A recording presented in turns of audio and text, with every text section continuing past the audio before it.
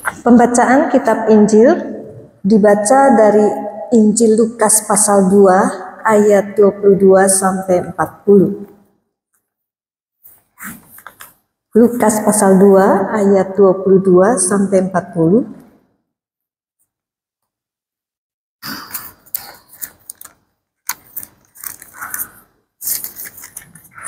Demikian bunyi Injil Yesus Kristus. Yesus disunat dan diserahkan kepada Tuhan, Simeon dan Hana. Dan ketika genap waktu pentahiran menurut hukum Taurat Musa, mereka membawa dia ke Yerusalem untuk menyerahkannya kepada Tuhan.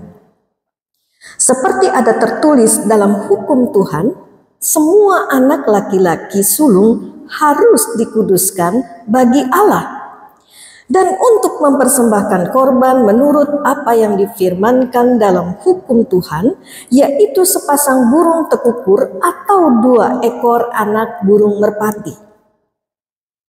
Adalah di Yerusalem seorang bernama Simeon. Ia seorang yang benar dan saleh yang menantikan penghiburan bagi Israel. Roh Kudus ada di atasnya, dan kepadanya telah dinyatakan oleh Roh Kudus bahwa ia tidak akan mati sebelum ia melihat Mesias, yaitu dia yang diurapi Tuhan. Ia datang ke bait Allah oleh Roh Kudus.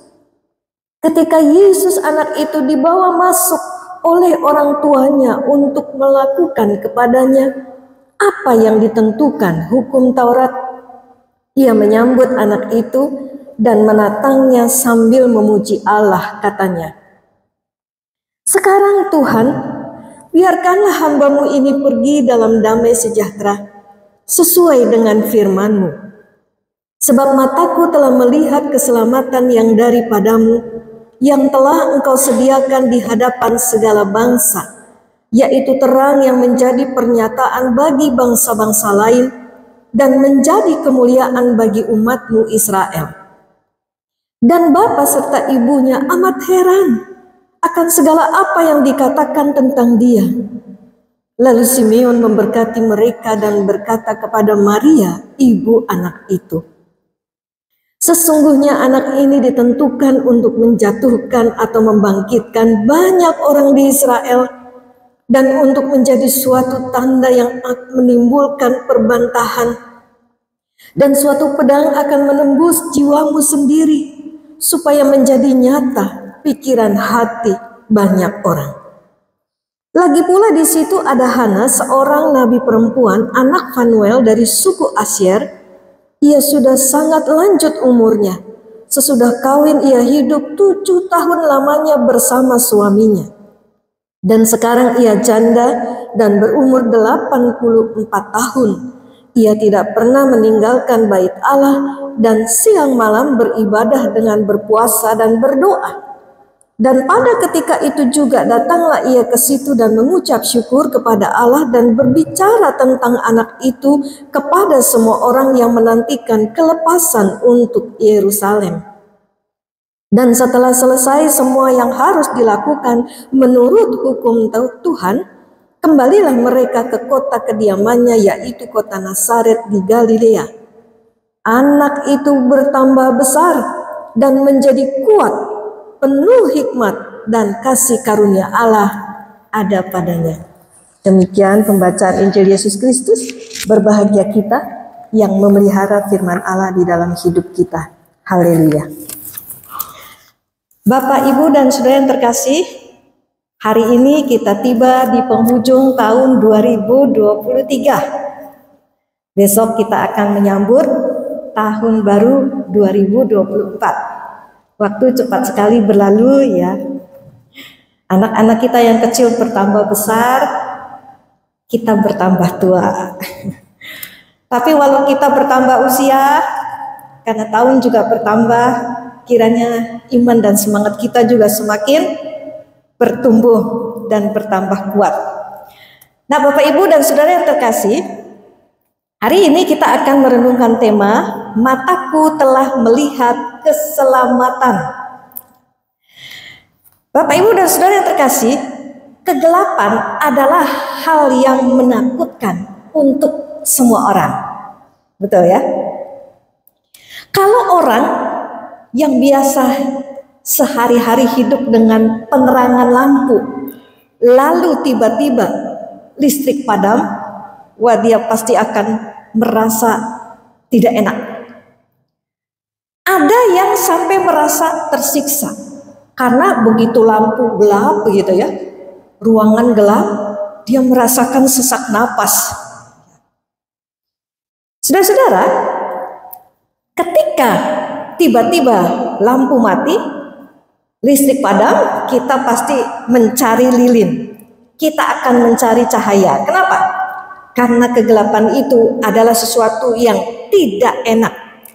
Nah saudara, orang yang buta adalah orang yang hidup dalam kegelapan. Orang buta itu tidak tahu seperti apa sih terang itu, ya. Mereka nggak tahu kayak apa sih warna merah, hijau, kuning dan sebagainya. Kenapa saudara-saudara mereka nggak tahu? Karena terang dan warna itu tidak bisa diraba oleh tangan mereka. Nah, orang yang buta itu adalah orang yang hidup dalam kegelapan. Kalau butanya masih buta, mata fisik saudara, orang buta itu masih bisa berkarya. Banyak orang buta itu pintar main musik ya. Jadi penyanyi yang hebat seperti Stevie Wonder ya, yang terakhir dari Indonesia yang kemarin menang Got Talent itu ya di Amerika, Putri Aryani. Mereka bisa berkarya. Tapi kalau butanya buta rohani, buta melihat keselamatan dari Allah, nah ini yang berbahaya saudara-saudara. Di medsos sekarang lagi rame kasus bunuh diri Lee Sun Kyun. Saudara tahu Lee Sun Kyun? Kalau yang suka nonton drakor ya, drama Korea, pasti kenal bintang film atau artis ganteng ini ya. Dia terkenal sekali. Saking terkenalnya, kematiannya sampai dikomentari oleh Presiden Korea Selatan yang juga mengagumi Lee Sun Kyun. Kasus bunuh diri semenjak COVID jadi semakin meningkat, saudara-saudara. Kenapa orang bunuh diri? Karena tidak ada terang dalam hidupnya. Yang dia lihat itu cuma gelap, gelap, gelap di mana-mana. Nah, kalau kita coba perhatikan wasiat, surat wasiat Lee Sun Kyun kepada istrinya, ya dia mengatakan begini, saudara. Tidak ada cara lain yang bisa dilakukan. Ini satu-satunya cara. Nah, ini surat wasiat orang yang hidupnya dalam kegelapan, saudara-saudara. Dia hanya melihat ada satu cara saja. Dia nggak bisa lihat ada cara lainnya yang bisa dibukakan oleh Allah untuk hidupnya, untuk persoalan dan pergumulannya. Memang Sun Kyun ini terlibat dalam kasus narkoba yang membuatnya kehilangan banyak job ya. Dan itu membuat dia jadi depresi. Jadi saudara, orang yang buta mata rohaninya akan terus hidup di dalam kegelapan. Dia tidak bisa melihat keselamatan dari Allah. Coba kalau Sun Kyun hidup dalam terang, ya, dia tidak akan hidup dalam kegelapan narkoba, betul? Apalagi sampai bunuh diri, ya. Nah, Bapak Ibu dan saudara yang terkasih, kalau saat ini kita masih merasa kita berada dalam kondisi yang buta rohani, atau kita masih berada dalam kondisi di mana kerohanian kita ini masih remang-remang, mari kita obati kebutaan rohani kita agar kita bisa melihat keselamatan dari Allah. Kita bisa merasakan kehadiran Tuhan, mengalami pertolongannya di dalam hidup kita sehari-hari. Caranya bagaimana? Mari saya ajak Bapak Ibu dan Saudara semua belajar dari Simeon. Bapak Ibu dan Saudara yang terkasih, pertama-tama kita bisa melihat keselamatan dari Allah dengan hidup benar dan saleh. Hidup benar dan saleh. Saudara-saudara, setelah bayi Yesus berusia 40 hari, dia dibawa ke bait Allah. Mau ngapain bayi Yesus dibawa ke bait Allah? Jadi kalau hukum Musa dulu ya, bayi 40 hari itu ada proses penyerahan kepada Tuhan. Yaitu ada ada tradisinya ya. Seperti kita saja ya, kita baptis anak. Nah, mereka juga sama. Ketika Maria dan Yusuf masuk ke bait Allah, mereka ini nggak sendirian, saudara. Ada orang tua lainnya yang juga membawa anak-anak mereka untuk diserahkan kepada Tuhan. Nah, tapi imam pada waktu itu, yaitu Imam Simeon, bisa mengenali Yesus sebagai Mesias. Ya, bayangkan ya saudara, banyak anak, tapi dia bisa tahu ini bayi yang besok akan jadi Mesias. Mesias yang menyelamatkan umatnya dari dosa. Nah, sekarang kita bertanya-tanya, mengapa Simeon bisa mengenali juru selamat dalam diri bayi Yesus di tengah lautan manusia yang datang ke bait Allah setiap tahunnya? Itu tiap tahun ada saja orang tua yang menyerahkan anak-anaknya kepada Tuhan. Dan ketika melihat bayi Yesus itu, Simeon bisa berkata, mataku telah melihat keselamatan Allah. Begitu serunya. Mengapa mata rohani, mata iman Simeon bisa melihat keselamatan Allah?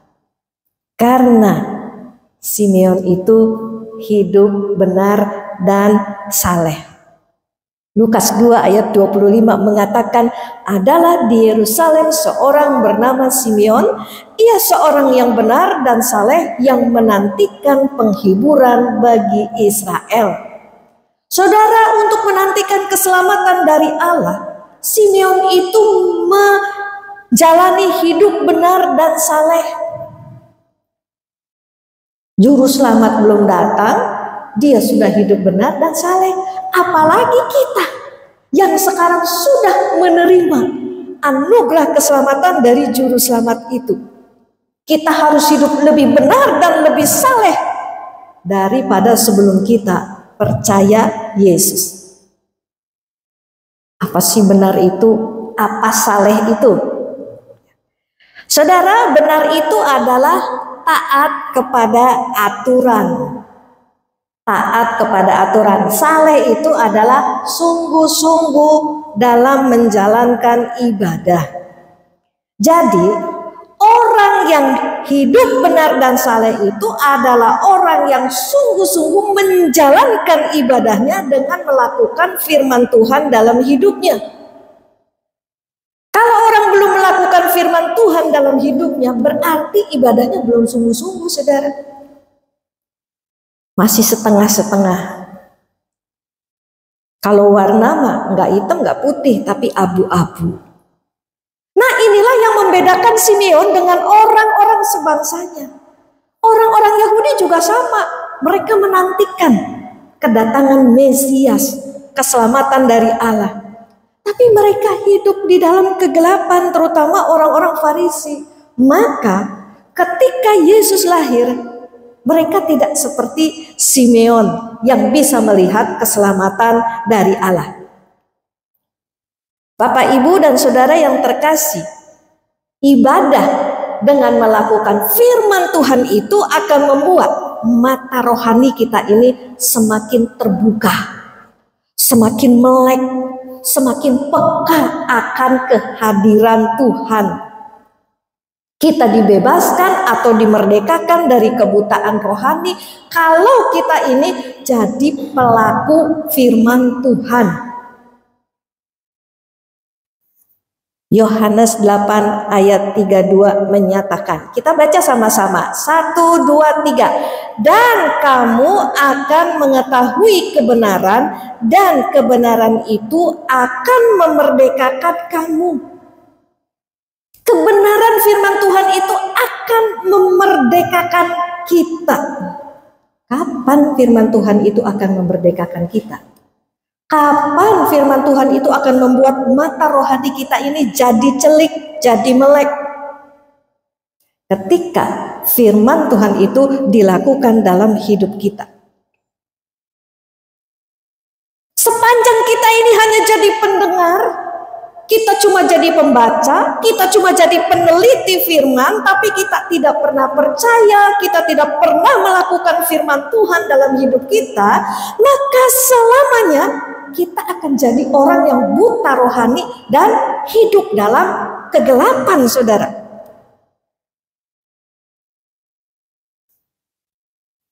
Banyak orang ngaku Kristen, tapi hidupnya dalam kegelapan. Dia jadi hamba dosa. Bukan jadi orang merdeka, merdeka berbuat benar. Namanya juga hamba ya saudara. Dia tidak bisa tidak, mesti nurut sama tuannya. Siapa tuannya? Dosa. Jadi hidupnya hanya diabdikan untuk berbuat dosa. Nah, orang Kristen seperti ini tidak pernah mengalami kemerdekaan yang sesungguhnya. Mari kita ingat baik-baik saudara, iblis itu tidak akan mengganggu orang Kristen yang mau melayani. Iblis tuh gak akan ganggu orang Kristen yang rajin ibadah. Yang penting apa? Yang penting orang Kristen itu jangan sampai jadi pelaku firman. Biar aja orang Kristen itu dengar khotbah tentang mengampuni. Biar saja, yang penting begitu pulang sampai rumah, dia tetap jadi orang yang penuh kepahitan, penuh kebencian dan dendam. Biar saja orang Kristen itu dengar khotbah tentang mengasihi. Yang penting ketika kembali dalam hidup sehari-hari, dia tetap jadi orang yang kasar, orang yang tidak sopan, orang yang pelit, dan orang yang kejam. Biar saja orang Kristen itu rajin dengar khotbah di kebaktian, rajin ke persekutuan, rajin doa. Yang penting habis dari gereja, habis berdoa, dia kembali lagi ke dosa-dosanya yang lama. Jangan sampai dia jadi pelaku firman. Itu yang penting buat iblis. Iblis itu akan mengejar para pelaku firman Tuhan, saudara. Mereka akan dicobai, mereka akan digoda, mereka akan diberi banyak masalah. Tujuannya satu. Apa itu? Supaya mereka berhenti menjadi pelaku firman Tuhan. Dan mereka itu berbuat dosa. Berhenti taat pada firman Tuhan, sehingga mereka nggak bisa lihat keselamatan dari Allah. Maka kalau banyak orang Kristen punya masalah, tidak bisa keluar dari persoalannya, terus hidupnya ya dimasuki dengan masalah, ditimpa oleh berbagai masalah, tapi nggak pernah ada jalan keluar. Salah satu penyebabnya mungkin karena jalan yang dipilihnya adalah jalan yang berdosa. Saudara mau melihat keselamatan dari Allah untuk hidup rohani saudara, untuk rumah tangga saudara, untuk usaha pekerjaan saudara? Mari saudara, kita jalankan ibadah kita dengan sungguh-sungguh untuk menjadi pelaku firman Tuhan. Saya berjuang, Bapak Ibu Saudara juga berjuang. Kita semua berjuang, kita semua menderita untuk menjadi seorang pelaku firman Tuhan. Tapi percayalah, perjuangan kita itu tidak akan sia-sia, saudara. Tuhan akan menyatakan kehadirannya, pertolongannya, keselamatannya. Dan seperti Simeon, kalau tiba saatnya, mata kita itu akan melihat keselamatan dari Allah yang terjadi dalam setiap bidang kehidupan kita. Amin, saudara. Yang kedua, bagaimana cara mengobati mata rohani kita agar kita ini peka pada keselamatan Allah? Yang kedua, kita ini bisa melihat keselamatan Allah dengan hidup menurut pimpinan Roh Kudus. Bapak, Ibu, dan saudara yang terkasih, Simeon itu bukan hanya menjaga hidup benar dan saleh. Hidup benar dan saleh itu dia lakukan atas pimpinan Roh Kudus. Dan ketika menjalankan pimpinan Roh Kudus, dia taat.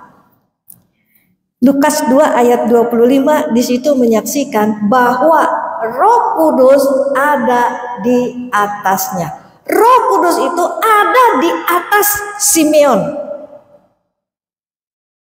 Roh Kudus itu bukan di bawah Simeon ya. Diabaikan begitu saja, gak didengerin pimpinannya. Roh Kudus itu juga bukan ada di samping Simeon, tetapi Roh Kudus itu ada di atas Simeon. Saya yakin bukan tanpa maksud Lukas menulis Roh Kudus ada di atas Simeon. Lukas mau menunjukkan bahwa kalau Roh Kudus ada di atas Simeon, itu menjadi tanda bahwa Roh Kudus itu berkuasa atas diri dan hidup Simeon. Kalau Roh Kudus tidak berkuasa atas hidup Simeon, tidak mungkin Roh Kudus itu mau berdiam di dalam Simeon. Jadi ketika Simeon menyerahkan dirinya untuk dipimpin oleh Roh Kudus, maka dia ini mampu bertahan dalam rentang waktu puluhan tahun untuk melihat keselamatan dari Allah.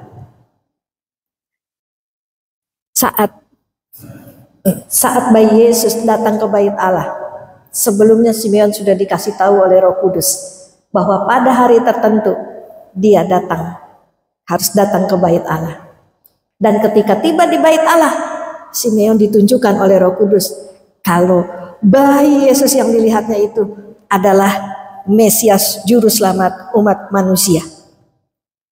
Jadi waktu Roh Kudus menunjukkan pimpinannya, Simeon ini bisa peka karena Simeon sudah terbiasa memberi dirinya untuk dipimpin oleh Roh Kudus.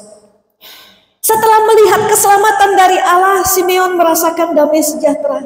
Hatinya tidak lagi galau, tidak lagi bertanya-tanya kapan keselamatan Allah itu terjadi di dalam hidupnya dan dalam hidup manusia di dunia.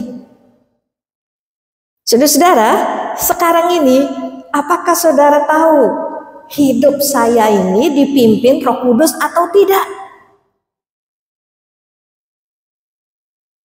Hidup saya ini dipimpin Roh Kudus enggak? Apa tandanya Roh Kudus ada di atas diri kita? Apa tanda Roh Kudus membimbing dan menguasai hidup kita? Ada enggak tandanya? Bapak, Ibu, dan saudara yang terkasih, orang yang dibimbing Roh Kudus itu saat hendak mengambil keputusan, saat mau melangkah, selalu berdoa dulu cari kehendak Tuhan. Dia juga baca Alkitab untuk mengenal kehendak Allah. Sekarang bagaimana dia bisa mengalami keselamatan dari Allah, pertolongan Allah, kalau Allah tidak pernah dicarinya?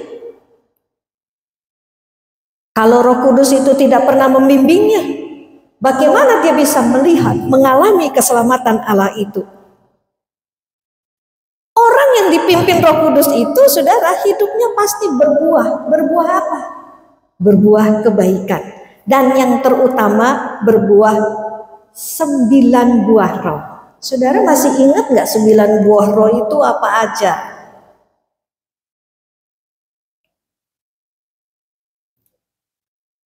Sama-sama kita sebutkan ya. Buah roh dari Galatia 5 ayat 22 sampai 23. Saya sudah kasih contekannya di slide ya. Kita baca sama-sama. 1, 2, 3. Kasih, sukacita, damai sejahtera, kesabaran, kemurahan, kebaikan, kesetiaan, kelemah lembutan, penguasaan diri.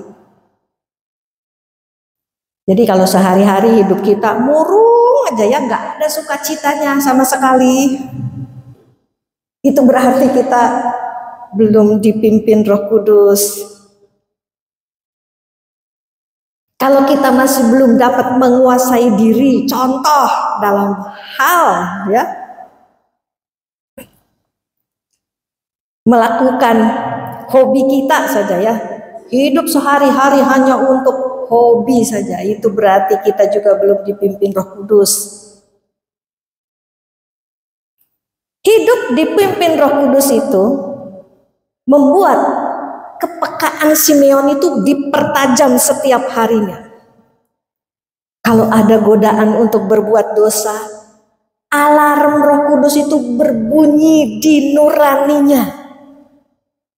Mau berbuat dosa, ini dosa, ini dosa, ini dosa, ini dosa. Orang yang tidak dipimpin Roh Kudus, alarmnya mati, saudara-saudara. Maka hidupnya gelap terus ya. Rohaninya gelap, keluarganya gelap, usahanya gelap, masa depannya juga gelap.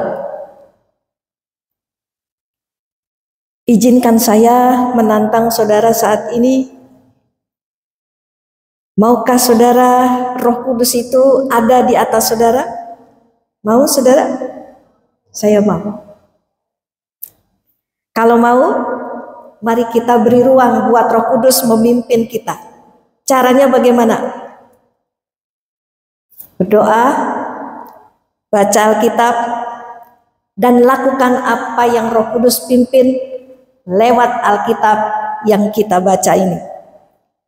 Maka kita akan melihat keselamatan Allah itu nyata dalam pergumulan kita.